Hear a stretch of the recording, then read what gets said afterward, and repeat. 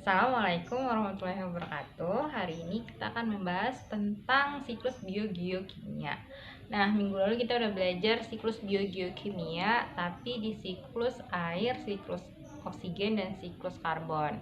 Minggu ini atau hari ini kita akan ngebahas tentang siklus nitrogen, siklus sulfur, dan siklus fosfor. Nah, yang pertama akan kita bahas adalah siklus nitrogen.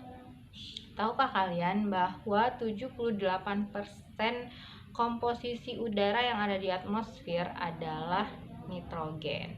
Bukan oksigen ataupun karbon, tapi nitrogen.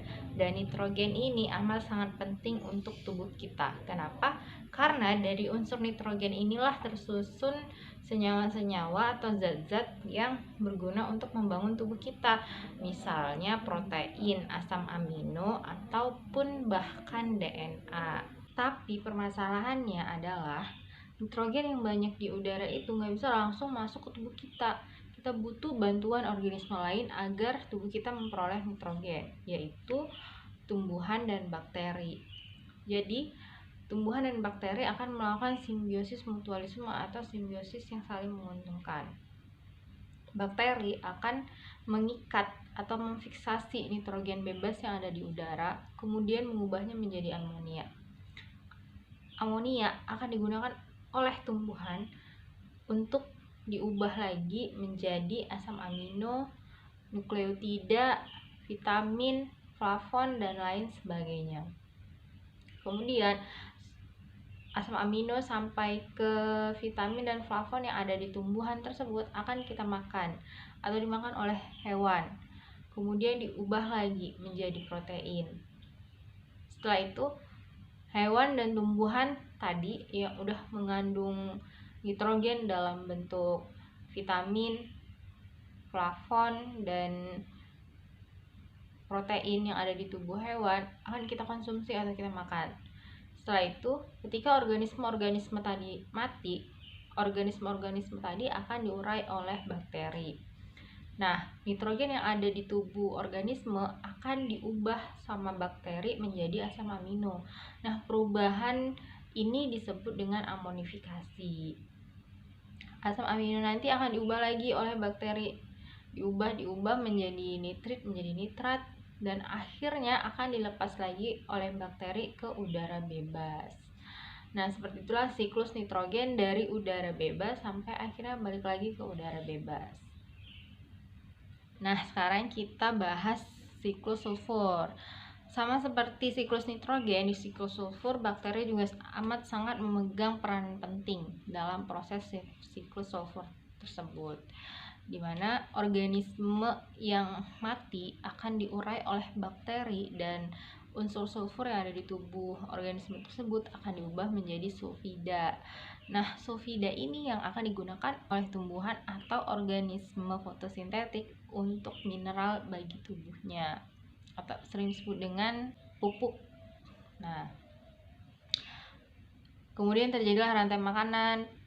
Produsen dimakan konsumen 1 dimakan konsumen 2 dimakan konsumen 3 itu. Dan dalam proses rantai makanan inilah terjadi perpindahan sulfur dari produsen ke konsumen 1, konsumen 2, dan akhirnya konsumen 3. Tapi tidak hanya di situ aja, sulfur juga ada di gunung vulkanik dan juga penggunaan bahan bakar fosil. Yang mana kalau terjadi banyak penumpukan sulfur di udara, maka ketika hujan akan terjadi hujan asam.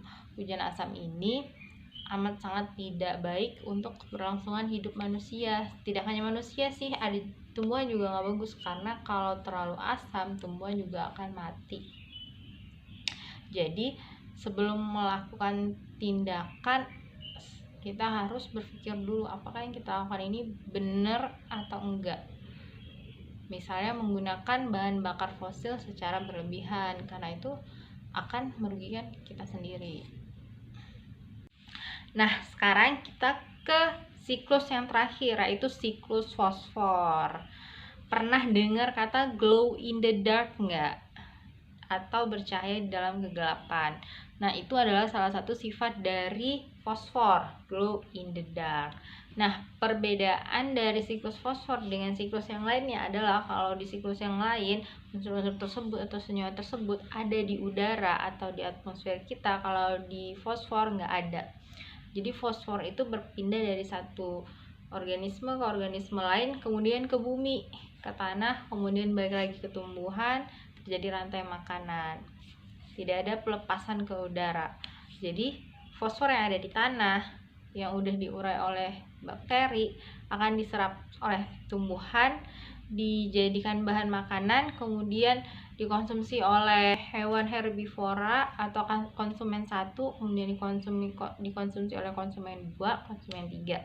Nah, hasil dari sistem pencernaan tersebut, zat sisanya akan dibuang dalam bentuk feses. Nah, feses ini akan diurai oleh bakteri, kemudian digunakan lagi sebagai pupuk oleh tumbuhan. Begitu seterusnya berulang.